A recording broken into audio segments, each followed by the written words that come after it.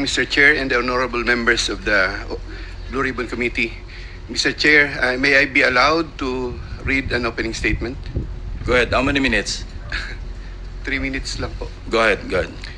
Okay. Salamat po. Dear Senator Lacson and honorable members of the Blue Ribbon Committee, again, I am Roberto R. Bernardo, formerly an Undersecretary for Operations of the Department of Public Works and Highways. Today, I am once more before the Honorable Blue Ribbon Committee upon its invitation and consistent with my assurance during my first appearance last September 25, 2025 to fully cooperate in its ongoing investigation.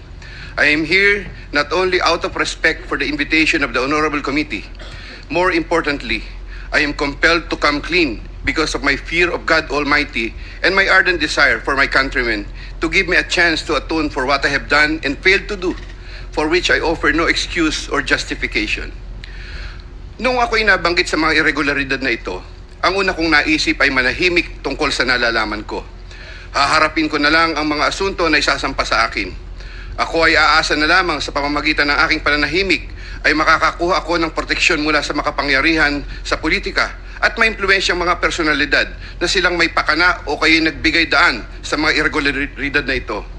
Gayunpaman, napagtanto ko na ang isang pagkakamali ay hindi maaaring iwasto ng isa pang pagkakamali. At kung may maisang pamangkaso ay maaaring magtagal ito bago matapos. Sa aking pagkakaalam sa mga nakarang scam, tulad ng ilang kaso ng PDAF, mahigit isang dekada na ang nakalipas, hanggang ngayon ay dinidinig pa. Kawawa ang bayan. Hindi ko matiyak kung ang mga pangunahing may sala sa mga irregularidad na ito ay mapapatawan ng kaukulang parusa sa lalong madaling panahon. Gayunpaman, umaasa ako na sa pamamagitan ng kasulukuyang mga pagdinig ay makakabuo ang ating mga mambabatas ng kaukulang batas na hindi lamang tutugon sa epekto ng mga maanumalyang gawain ito, kundi na rin makakapigil sa pag-ulit nito. The magnitude of the irregularities and how this have gravely affected and will affect our nation and its citizens cannot be overemphasized. I am committed to disclose everything that I know regarding these anomalies, particularly the complicated and ingenious ways by which these were carried out and perpetrated all these years. This, despite the serious threats to my personal safety and that of my family and loved ones. Mula sa aking paninilbihan bilang isang mababang laborer hanggang ako'y naging isang undersecretary, napag-alaman ko na ang profesional na kakayahan at integridad ay maaaring hindi sapat upang matiyak ang tagumpay sa profesional na karera ng isang tao. Nakapaloob sa isang tiwaling sistema kung saan ang isang tao ay pinangakuan ng biyaya o kaya'y pinipilit na lumahok sa mga irregularidad. Ang takot sa maaaring masamang mangyari bunga ng hindi pagsunod o pagnanais na rin sa personal na pakinabang o kaya'y kombinasyon ng dalawang ito ay sumisira sa moral na direksyon ng isang tao. Lalo na kung ang mga dapat na may pangunahing kakayanan na humadlang sa masamang gawain ay siya ring may pakana nito at nagbibigay daan dito. Naniniwala ako na hindi lamang ako ang nakaranas sa sitwasyong ito. Nakikiusap ako sa mga nasa ganitong kalalagayan na magtiwala sa kinauukulan at lumantad na at makipagtulungan sa kasalukuyang investigasyon. In connection with my application for coverage as a state witness under Republic Act No. 6981, I have earlier submitted to the Department of Justice a second supplemental affidavit further clarifying my previous disclosures on the government flood control and other infrastructure projects subject of the present proceedings.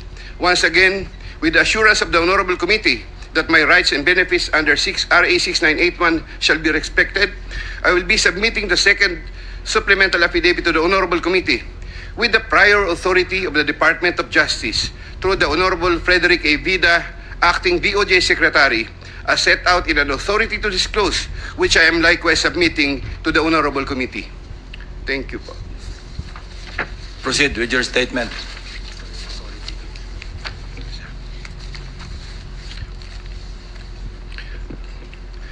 Second supplemental affidavit.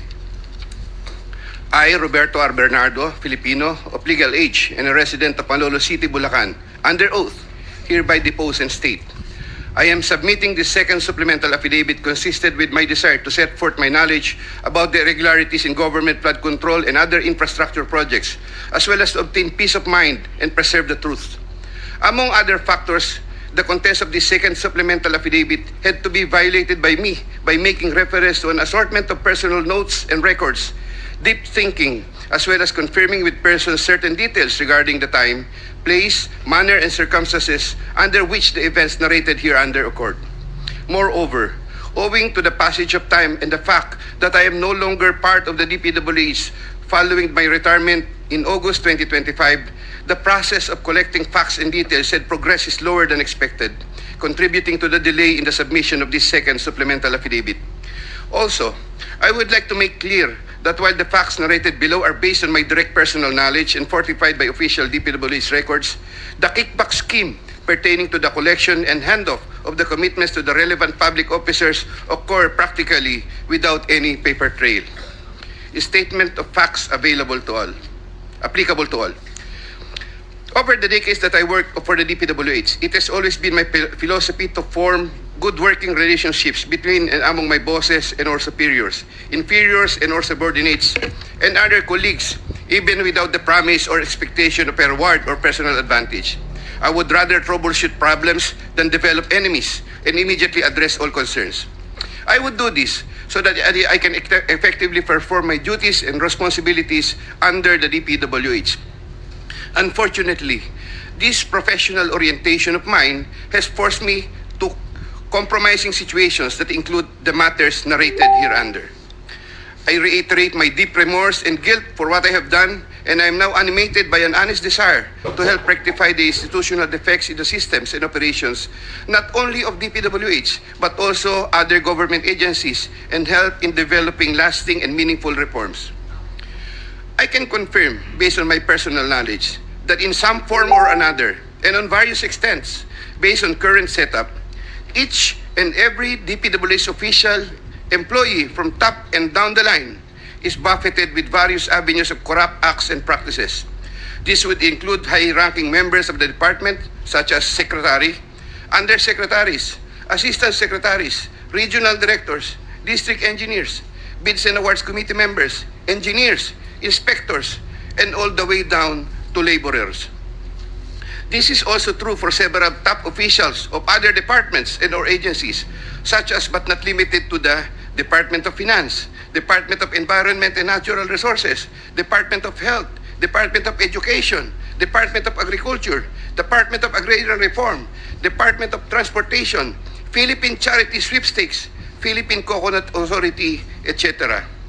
Moreover, I can confirm, based on my personal knowledge, that in some form or another, and on various extents, most proponents have their own designated contractors who will take on the projects for the former's benefit and advantage. Sometimes, other proponents would request me to suggest contractors for them who are known to me or referred to me by friends and other personalities. There are situations that national and local elected politicians would request me to source projects for them.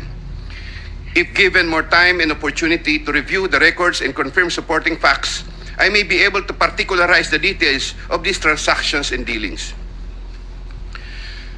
Senator Ramon Bong Revilla Jr.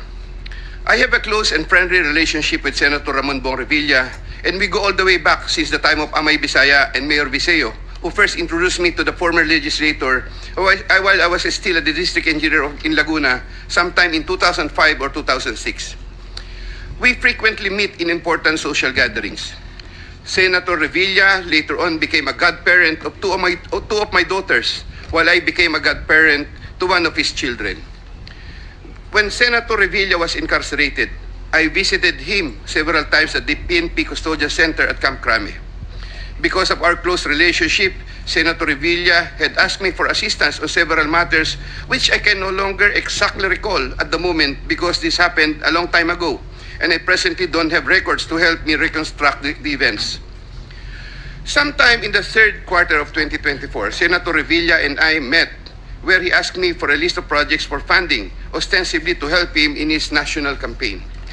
When Senator Revilla asked me about the percentage of the commitment, I suggested either 20 or 25, to which Senator Revilla said 25%. Soon thereafter, also in the third quarter of 2024, I asked then District Engineer Henry Alcantara to prepare a list of projects, which he subsequently gave to me. The said projects are enumerated in a list here to attach as Annex A. Moreover, still in the third quarter of 2024, I also asked then District Engineer, but later Regional Director for NCR, Engineer Gerard Opalencia, to prepare a list of projects which he subsequently gave to me. The said projects are enumerated in a list here to attach as Annex B. I had the list of projects totaling 1.5 billion submitted by Engineer Henry and Engineer Gerard, consolidated in one sheet of paper, and gave the same to Senator Revilla in the third quarter of 2024. With respect to the projects under the NEP and HGAB, I followed this up with Secretary Manny Bonoan upon request of Senator Revilla, who would also follow this up with Yusek Cathy Cabral. The White House compound is the ancestral home of the Revillas with the large Blue Gate entrance at the time. Sometime in the last quarter of 2024, Engineer Alcantara collected the 25% commitment of about 125 million and informed me that the same was ready for turnover through Engineer Gerard Opalencia. Engineer Gerard Opalencia told me that the 25% commitment was already loaded in my vehicle. After receipt of the 25% commitment, which were packed in 6 cardboard boxes, each containing at least 20 million, and 1 paper bag containing 5 million, I called up Senator Revilla to inform him the same is ready to be turned over to him. Sometime December 2024, probably the Monday after my receipt of the commitment, my driver and I went to the residence of Senator Revilla. Upon reaching the area, I tried calling Senator Revilla, but he was not answering my call, so I waited. After waiting for approximately 1 hour at a nearby gasoline station, we were finally allowed inside the compound by the guard. Once inside, we parked the vehicle, and shortly upon alighting, I saw Senator Revilla at the terrace. I walked over to Senator Revilla for a casual talk. While the boxes were being unloaded, Senator Revilla and I talked for about 20 to 25 minutes. I asked him, "Sen, bakit hindi ka nakakampanya?" Senator Bong replied, "Okay naman pare, maganda results ng survey. Relax muna." The personnel of Senator Revilla helped in unloading the boxes. After the delivery of the commitment, I headed back to Manila. Sometime late January or February 2025, in relation to a list of projects submitted by Engineer Gerard Opalencia, Senator Revilla called me to follow up on the status of the commitment. About a week later, sometime February 2025, I informed Senator Revilla that the same was ready for turnover. Before the start of the campaign period for national elective positions, I directed one of my aides to deliver commitment amounting to 250 million to the residence of Senator Revilla at the White House compound, Aguinaldo Highway, Bacoor, Cavite. Senator Nancy Binay. Carlin Yap Villa is the aide of Senator Nancy Binay, who transacted with me regarding the latest projects and commitment. If I recall correctly, I first met Carlin in the year 2018 during the budget season at the Senate. Eventually, sometime 2019, Yusek Traigib Olivar, whom I knew very well, endorsed Carlin to me. From then on, Carlin would contact me directly to follow up the status of different matters. Sometime fourth quarter in 2022, Carlin, claiming to act on behalf of Senator Binay, asked my help for the transfer of an assistant district engineer in Mindanao to another district, a request which I endorsed to Sec. Bonoan. Sometime during the third to fourth quarter of 2022, Carlin requested on behalf of Senator Binay for a list of projects worth around 1.882 billion with 12% commitment. The said projects are enumerated in a list here to attach as Annex C. I got 3% of 1.82 billion. I prepared a list of projects within my area of jurisdiction with the help of DPW's officials, but could not recall at this time exactly who among them gave me the list. But I can recall that it was Engineer Manny Bulusan who coordinated the collection of the commitment. Eventually, during the first quarter of 2023, the commitment was delivered to Carlin for Senator Binay in several tranches in Makati and Quezon City. But I could not recall at this time the details of the deliveries, but I undertake to submit additional information thereon. Sometime last quarter of 2023, Carlin again asked for Senator Binay a list of projects for inclusion and funding under the 2024 GAA, which I provided with the help of Engineer Gerard Opalencia and Engineer Henry Alcantara. The total list of projects initially amounted to 2.5 billion, but which was reduced to 1.672 billion. The said projects are enumerated in the list here to attach as Annex D. Apparently, some individual or group offered Senator Binay a higher amount of commitment of 15% instead of the previous 12%, with the promise that the commitment would be released much earlier. Yusek Trigib learned about the plan to transact with this individual or group, and I was informed by Yusek Trigib that he confronted Carlene and said to her, "Bakit nyo binabawasan ng kay Robert? Siya din naman ang nilalapitan ng mga yan pagka nagkakaproblema." However, sometime later part of December 2023, Carlene called me and requested for a 50 million advance for Senator Binay's shoes for the holiday season because the individual or group was unable to deliver on their promise, and which I then helped to fix. Thereafter, Carlene told me that Senator Binay was expecting an increase in the commitment from 12 to 15%, which I agreed to fulfill. I did not get any percentages from the aforementioned projects worth 1.672 billion, but I was reimbursed the 50 million which I earlier advanced. I was nurturing goodwill with Senator Binay by fulfilling the commitment. Sometime 2024, Carlene requested me to relay to Sec Bunoan Senator Binay's request for some allocation under the NEP, which I did. Sec Bunoan allocated 500 million for Senator Binay under the NEP for 2025, which I relayed to Carlene. Carlene told me to prepare a list of projects for the 500 million allocation. I then asked a list of projects from Engineer Henry and Engineer Gerard worth 500 million, which I then submitted in person with Sec Bunoan, who then told me he will instruct Yusek Cabral to include the same in the NEP. The list of projects was included in the NEP for 2025. The said projects are enumerated in a list here to attach as Annex E. Likewise, sometime in the last quarter of 2024, Carlene for Senator Binay asked for a list of projects to be included in the 2025 GAA. I then directed Engineer Henry and Engineer Gerard Opolesia to prepare a consolidated list of projects. I submitted a list of projects totaling 3 billion to Carlene, but only approximately 2.6 billion was included. The said projects are enumerated in a list here to attach as Annex F. After these projects appeared in the GAA, Engineer Bulusan, Engineer Opolesia, and myself collected, raised, and prepared the 15% commitment, which was all turned over to me. There were difficulties in collecting the commitment as there were contractors, congressmen who did not give amount considering the issue of for later release projects totaling approximately 80 million more or less, which I had to advance. Despite this total commitment collected and raised for Senator Binay was 15% of 1.2 billion or around 468 million more or less.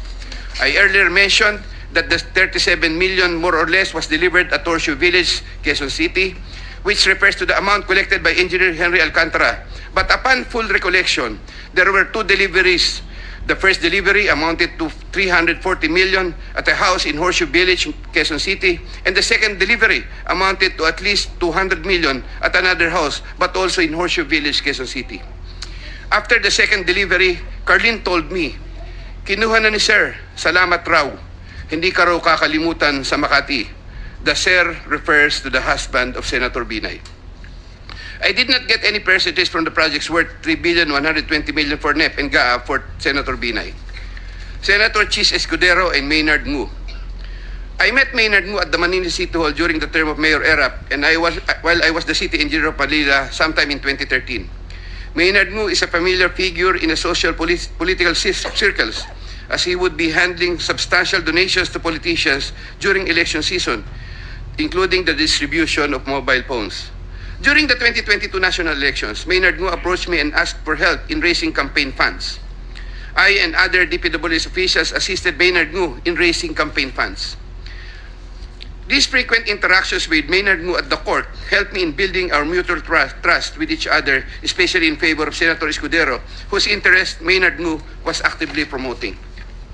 Maynard Ngu was appointed special envoy to China for trade, investments, and tourism in 2023. When Senator Chis Escudero became Senate President in 2024, Maynard Ngu approached me and asked for a list of projects for Senator Chis Escudero. Thereafter, sometime November 2024, I asked Engineer Opolesia to prepare a list of projects for Senator Chis Escudero following my conversation with Maynard Ngu. Thereafter, Engineer Opolesia submitted to me a list of projects for funding. The said projects are enumerated in a list here to attach as Annex G. For the projects located in Valenzuela, Engineer Opolesia, through District Engineer Ruel Umali, collected the money for the commitment for Senator Chis Escudero. He delivered the commitment at Diamond Hotel. We saw each other at the Diamond Hotel, and Engineer Opolesia told me, nasa inyo na po, boss.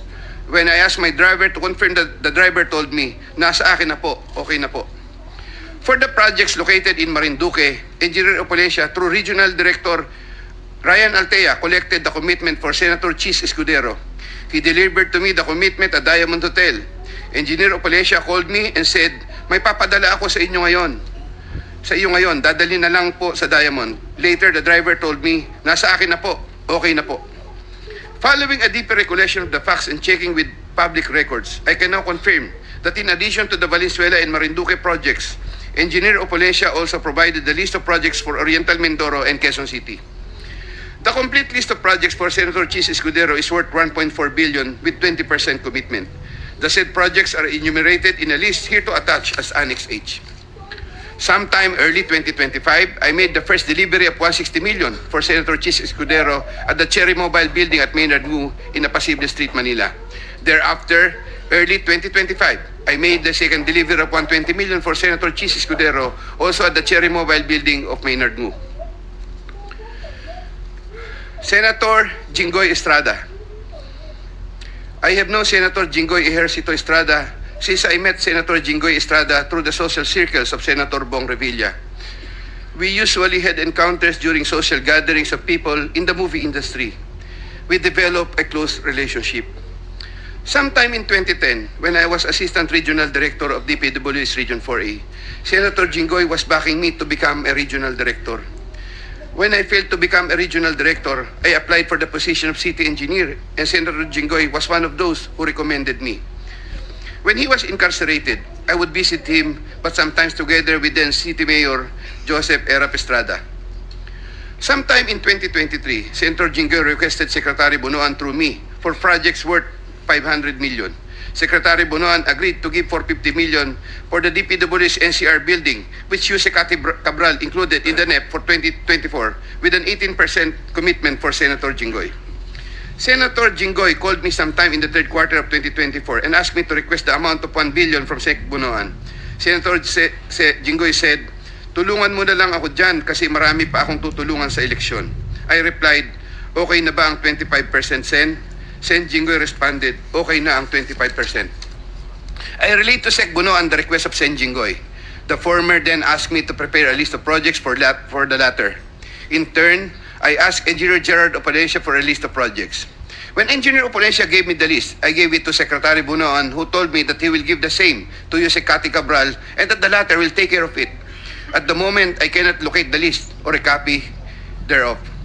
Later on, I saw that some of these projects totaling 500 million and included in the list I gave to Sec Bunoan were listed in the NEP for that year. These projects, as appearing in the NEP, are enumerated in a list here to attach as Annex I hereof. Thereafter, Senator Jinggoy called me and asked me what happened to the difference of 500 million. I relayed this to Sec Bunoan. The latter replied that he will prioritize the matter as soon as there is available funding. Subsequently, I found out that the projects totaling 200 million were included in the SGAB for 2025. These projects, as appearing in the SGAB, are listed Annex J hereof. However, Senator Jinggoy called me again for the difference of 300 million to complete the 1 billion project value that was requested.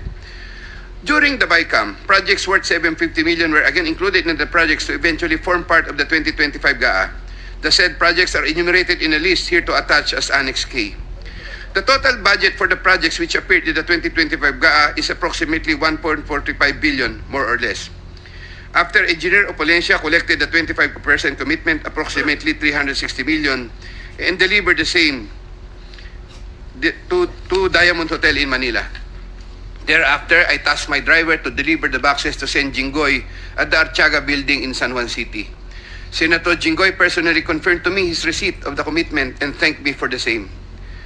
During the 2024 budget hearing for 2025 GAA, Engineer Alcantara informed me that Senator Jinggoy gave him funding amounting to 355 million for Bulacan First DEO and 500 million from other districts in Bulacan and requested that he, Engineer Alcantara, prepare lists of projects. The said projects are enumerated in a list here to attach as annexes L and L-1 respectively. Later on, sometime in the first quarter of 2025, Senator Jinggoy asked me to get the 25% commitment for the aforesaid list of projects from Engineer Alcantara. Engineer Alcantara then delivered to me the 25% commitment, approximately 213 million, which I delivered to Senator Jinggoy at the Archaga building in San Juan City. Senator Grace Poe. Sometime third quarter of 2024, J.Y. De La Rosa, a staff of Senator Grace Poe, requested Sec.